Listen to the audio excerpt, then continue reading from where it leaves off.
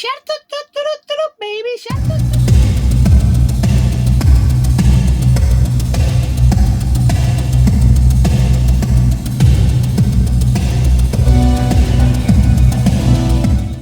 Hola weirdos y weirdas, sed bienvenidos un día más a mi cueva, sed bienvenidos un día más a Videoclub Weird. El vídeo de hoy tratará de una película muy especial, de una película que más que una película es un hito en la historia del séptimo arte.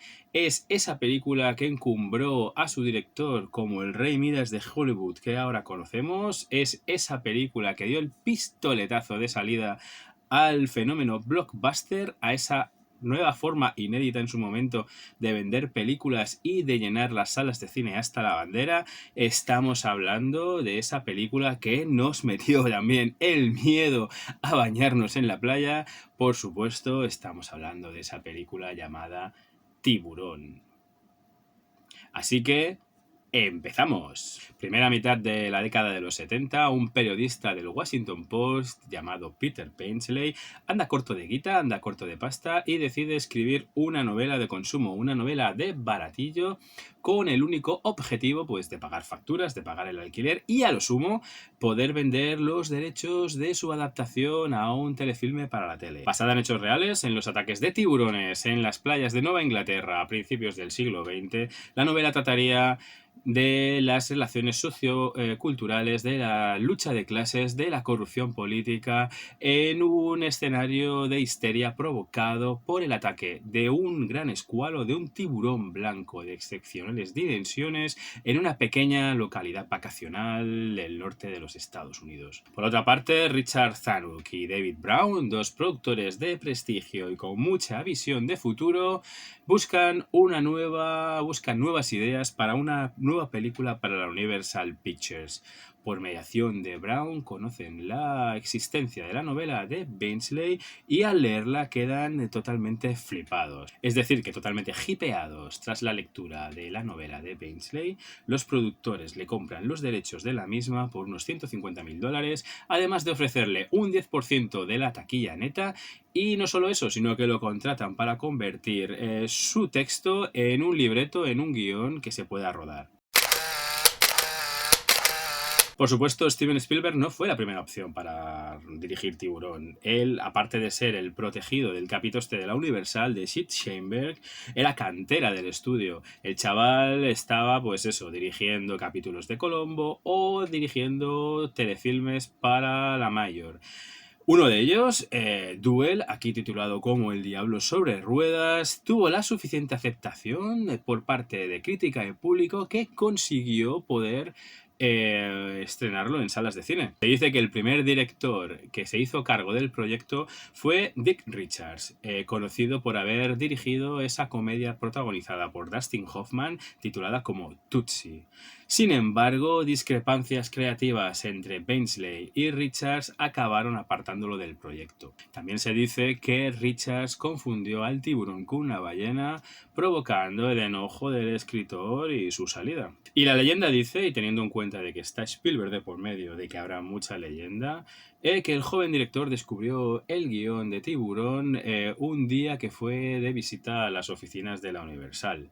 Vio el libreto por ahí tirado entre un montón más de libretos y al leerlo pues vio claramente esa historia en la que un hombre normal y corriente habría de enfrentarse a una amenaza extraordinaria. Es que ya en ese planteamiento Spielberg comienza a distanciarse de la novela de Benchley, una novela que por cierto no le gustaba nada y que él mismo definió como un culebrón en el que todos sus protagonistas merecían ser devorados por el escualo. Así que dejando de lado todo ese rollo de lucha de clases, de amoríos y de cuernos, Spielberg se centraría en un relato de terror que evolucionaría hacia la aventura, combinando pues ese cine de catástrofes tan de moda en la década de los 70 con esas monster movies, ¿no?, de la ciencia ficción de la década de los 50 que tanto le gustaban. Y es que cabe señalar que las mejores escenas de la película Tiburón no se encuentran en la novela en la que se basa.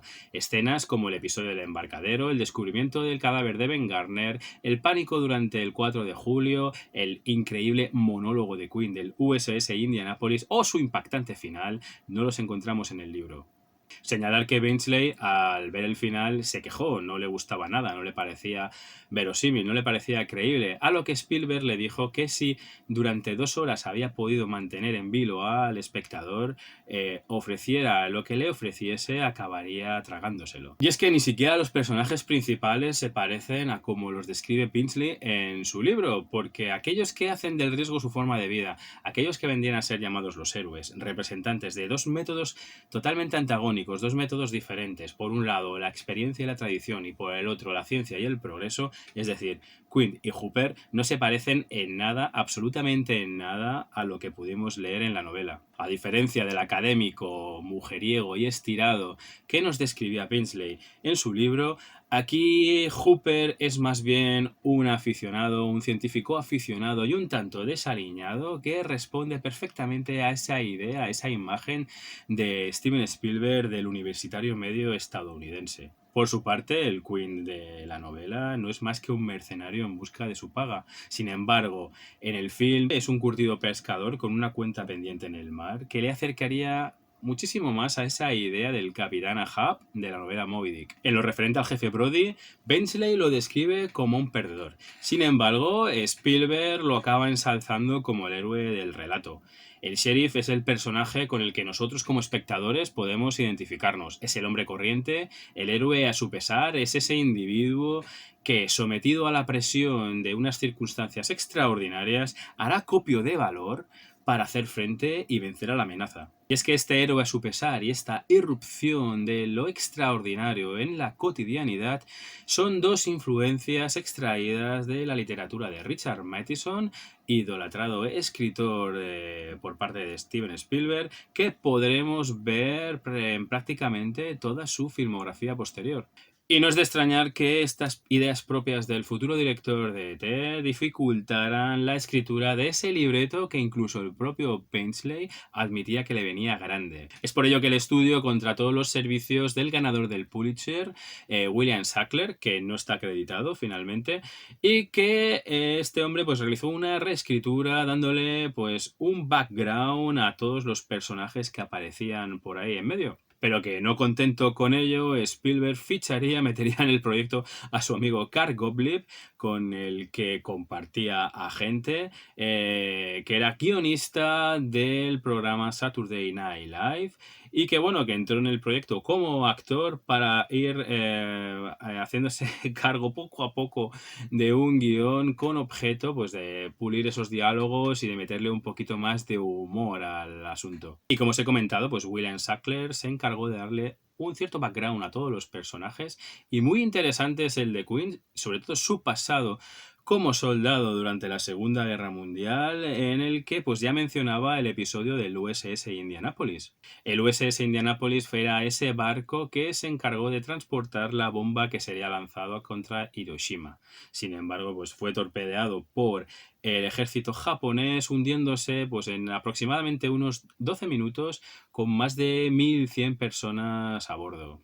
El secretismo de la operación era tal que no se envió ningún equipo de rescate hasta días después, cuando pues, la mayor parte de esta tripulación había sido ya devorada por los tiburones. Encantado con esta idea, pues Spielberg le pidió a su colega John Milius, que estaba enzarzado en su primera película titulada Dillinger, pues que sacara pues algo de tiempo para desarrollar un poquito más esto del USS Indianapolis, a lo que Milius respondió pues con un libreto de unas 40 páginas que daban para un mediometraje, que luego pues el actor Robert Shaw, que también era dramaturgo, comprimió, dando como resultado esa magnífica, esa escenaca de la película Tiburón, que seguro que a muchos de vosotros os pone el vello de punta. Por cierto, se dice que el actor Robert Shaw necesitó 2 intentos para hacer esta escena.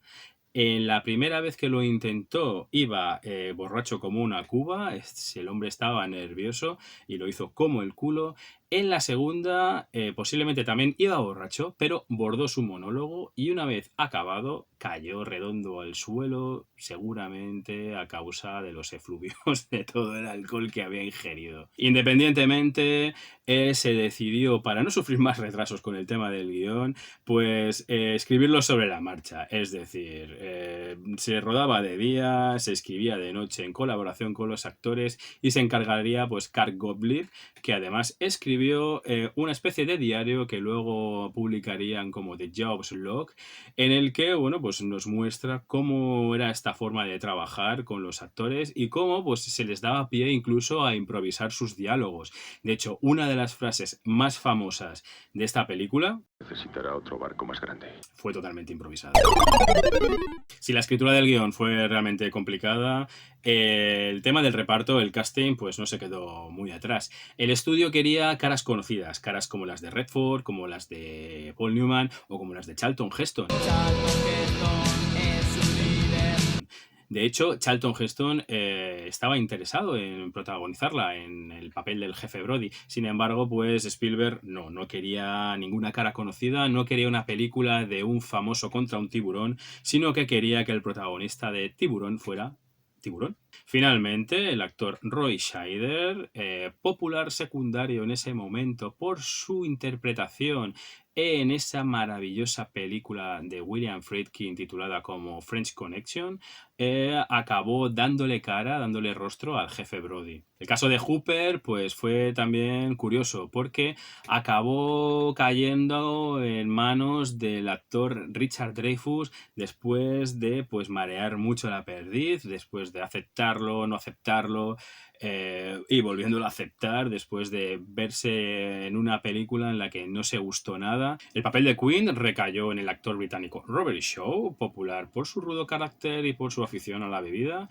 y fue sugerido por David Brown ya que había participado en El Golpe, película ya producida por Zanuck y Brown y que había dado el primer Oscar en mucho tiempo al estudio. Señalar que Spielberg para el papel de Queen tenía en mente a Lee Marvin, actor que rechazó de plano la oferta argumentando que eso de una película de tiburones gigantes era un absurdo, o a Sterling Hayden, que la podíamos haber visto en Teléfono Rojo, Volamos hacia Moscú, del maestro Kubrick, pero que tenía graves problemas con el fisco y no podía rodar en los Estados Unidos. Y acabando con el casting, pues podemos destacar la presencia de un grande como Murray Hamilton como el alcalde Baum, un papel por el que creo que este hombre será recordado toda la vida, y a Lorraine Gary, que fue la única imposición del capitoste de la Universal de Sid Sheinberg, de hecho era su esposa, para el papel de la mujer del jefe Brody, en detrimento de Linda Harrison, la nova del planeta de los simios, que también era esposa de uno de los jefes, en este caso de Richard Zanuck. Y así que tenemos un guión a medias que se irá escribiendo a medida que se vaya rodando y un casting que, pese no a ser el deseado, costó mucho de conformar.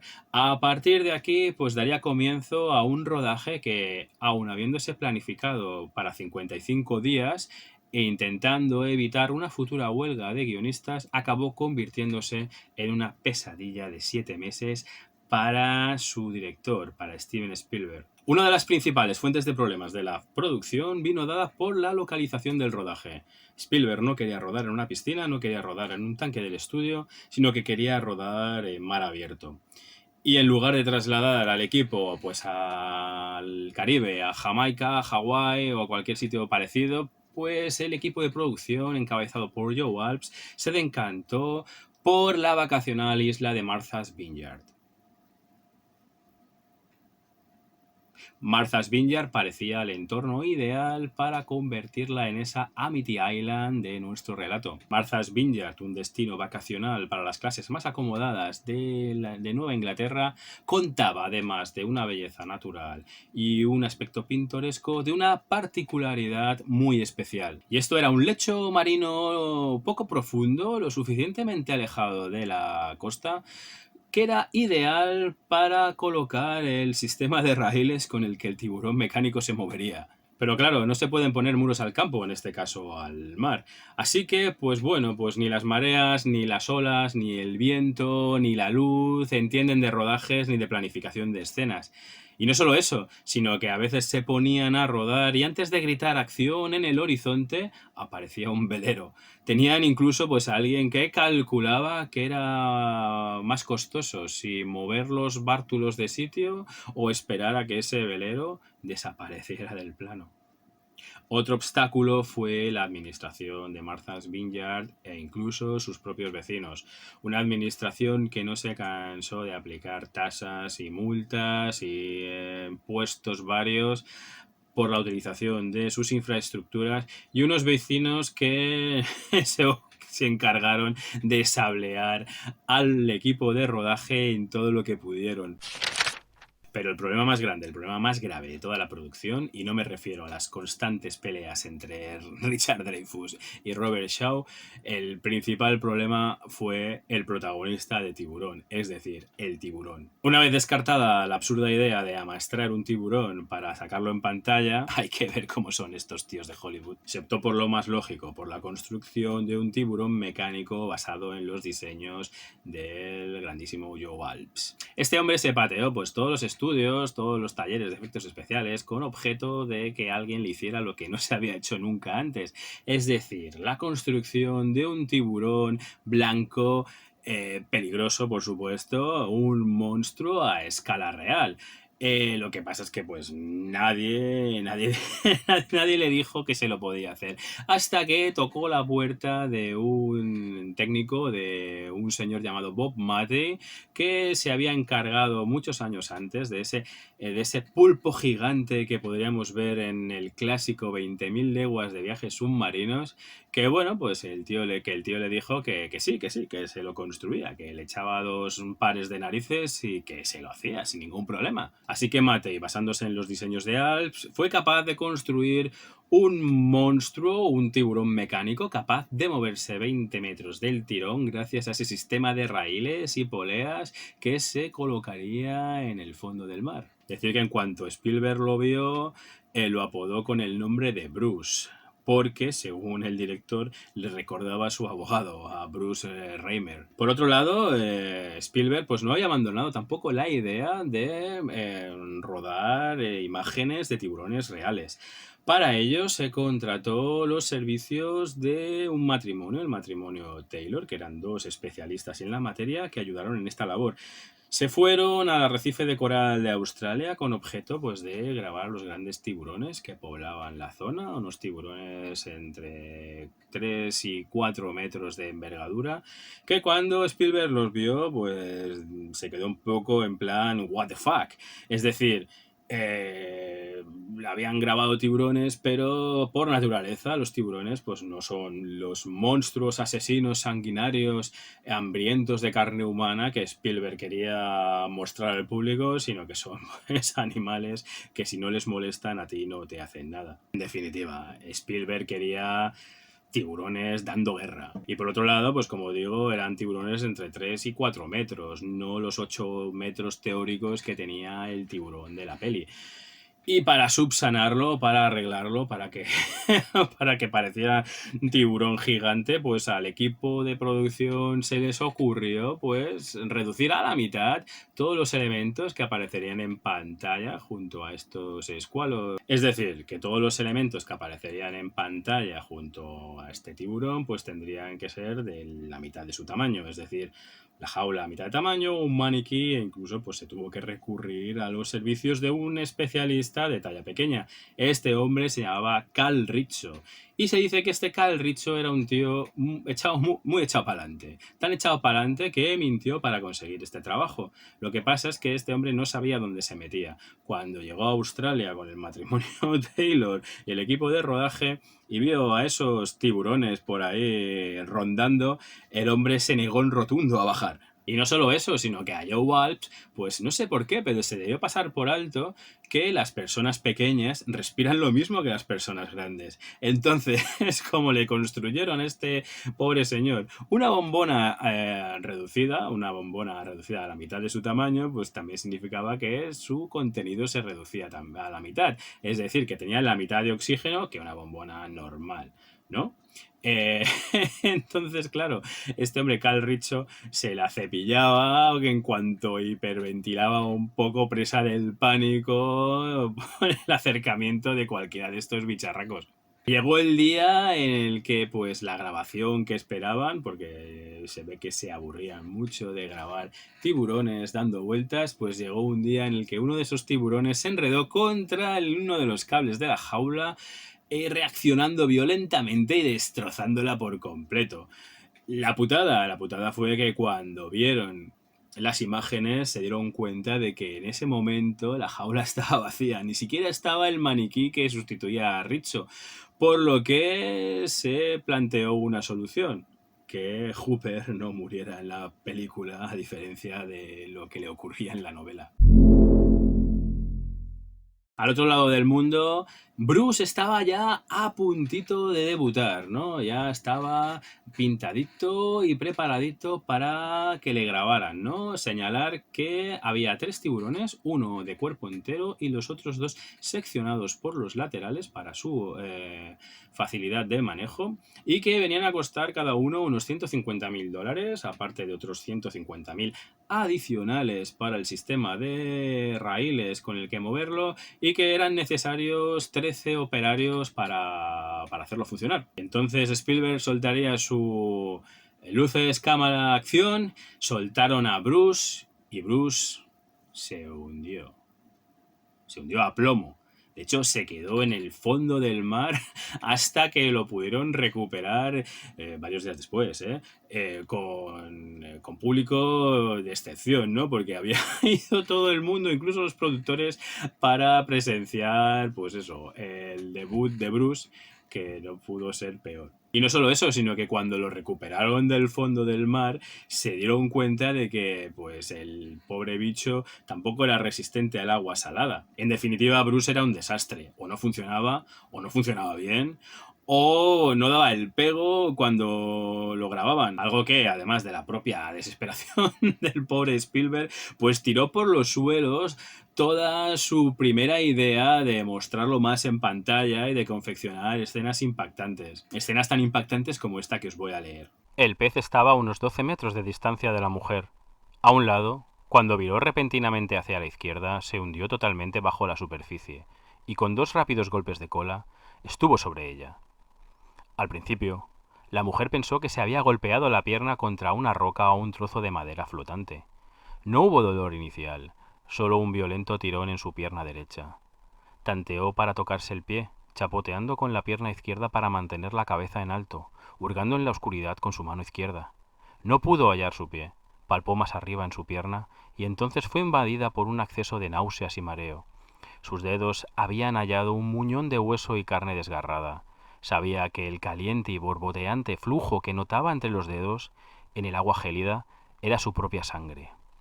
El dolor y el pánico la asaltaron juntos. La mujer alzó la cabeza y lanzó un gutural grito de terror. El pez se había alejado. Se tragó la pierna sin masticar. Huesos y carne pasaron a través de la enorme garganta en un único espasmo. Luego, el pez viró de nuevo, apuntando hacia el chorro de sangre que surgía de la arteria femoral de la mujer, una señal tan clara y segura como la de un faro en una noche sin nubes. Esta vez atacó desde abajo. Surgió por debajo de la mujer, con las mandíbulas abiertas. La gran cabeza cónica la golpeó con la fuerza de una locomotora, lanzándola fuera del agua. Las mandíbulas se cerraron de golpe alrededor de su torso, aplastando huesos, carne y órganos y convirtiéndolos en gelatina.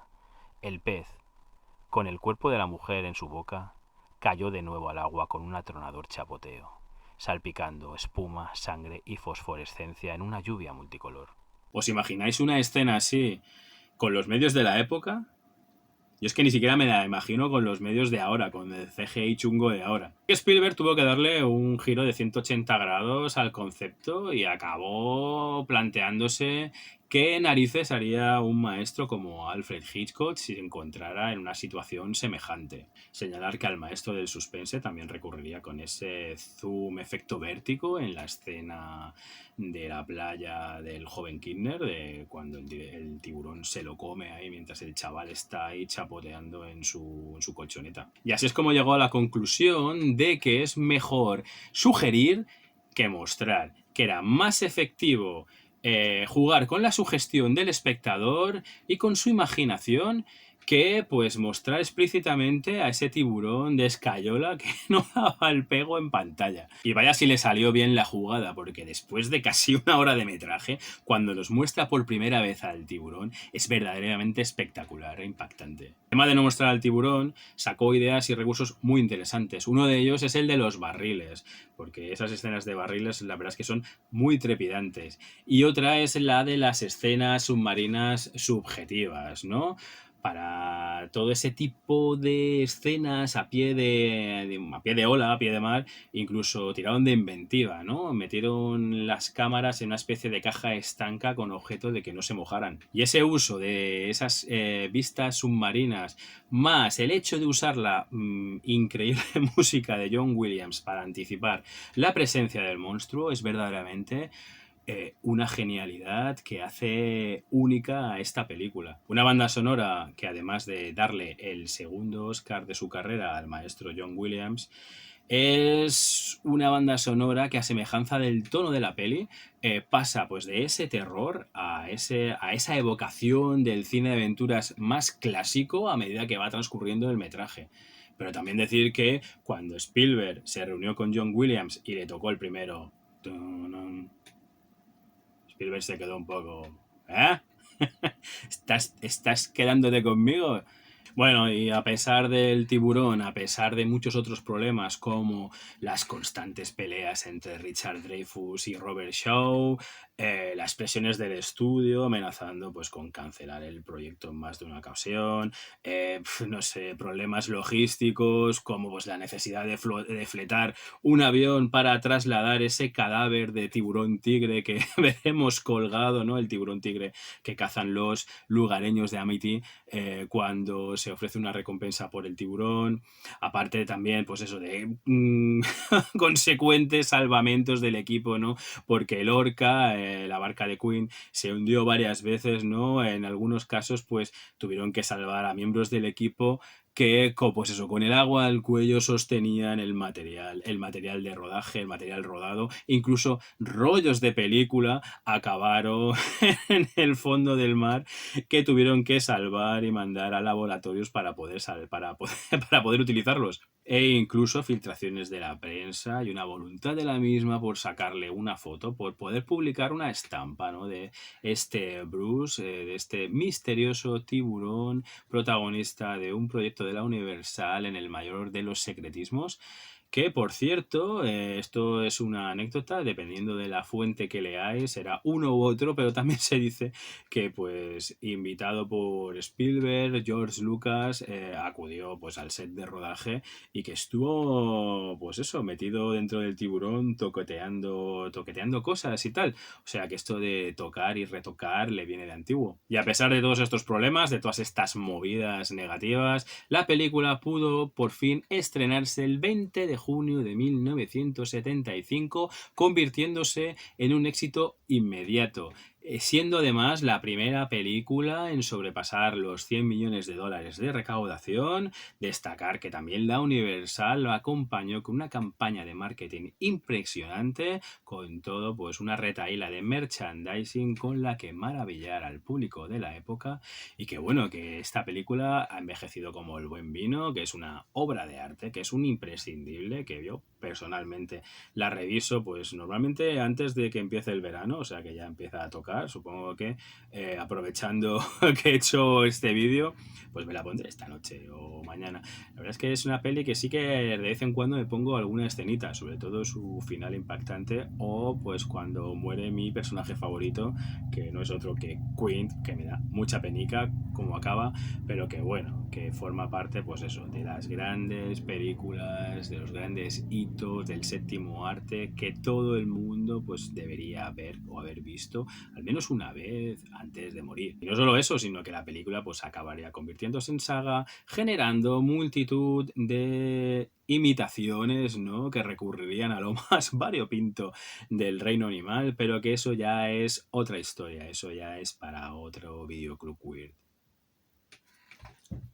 Y seguramente nos podríamos extender más, podríamos contar muchas más cosas, pero no sé cómo ha salido de largo este vídeo, así que lo vamos a dejar aquí. Y si has llegado hasta este momento, pues muchas gracias por haber visto el vídeo, muchas gracias por visitar el canal. Si te ha enrollado el vídeo, pues por favor dale un like, esto de los likes parece que es un poco importante. Y si os enrolla el canal, pues suscribiros y darle a la campanita para las notificaciones. Así que gracias de nuevo, espero que podamos vernos muy pronto y nada, gracias por visitar este videoclub Weird y hasta la próxima, Weirdos.